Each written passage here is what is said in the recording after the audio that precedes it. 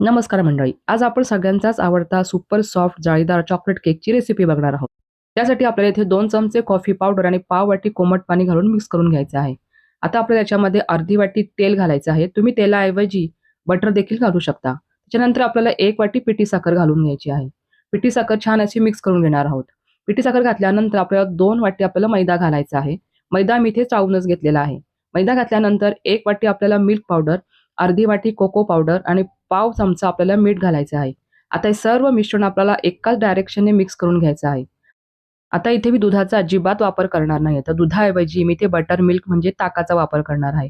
ताकामुळे सुद्धा हा केक मस्त स्पॉन्जी जाळीदार केक तयार होतो.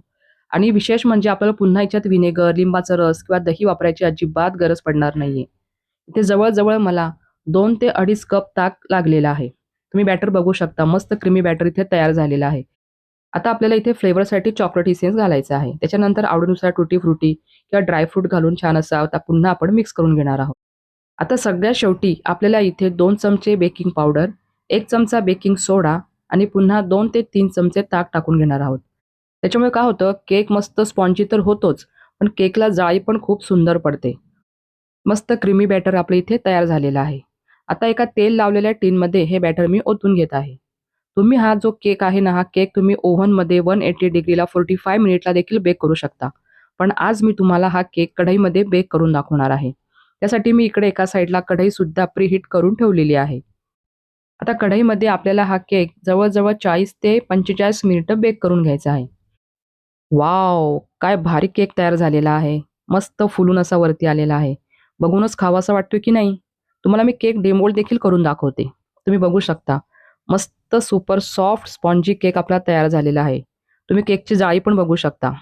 किती सुंदर जाळी पडलेली आहे. आता तुम्हाला मी इथे केक कट करून दाखवते. केक कट करतानाच तुम्हाला कळालं असेल, की मस्त मऊ लुसलुशीत स्पॉन्जी केक आपला इथे तयार झालेला आहे. बघा, ओव्हन न वापरता, अहो फक्त ओव्हनच नाही, तर अंडं, दूध, दही, बटर, व्हिनेगर, कंडेन्स मिल्क, लिंबाचा रस कसलाच वापर न करता अगदी कढईमध्ये इतका सुंदर केक आपला इथे तयार झालेला आहे.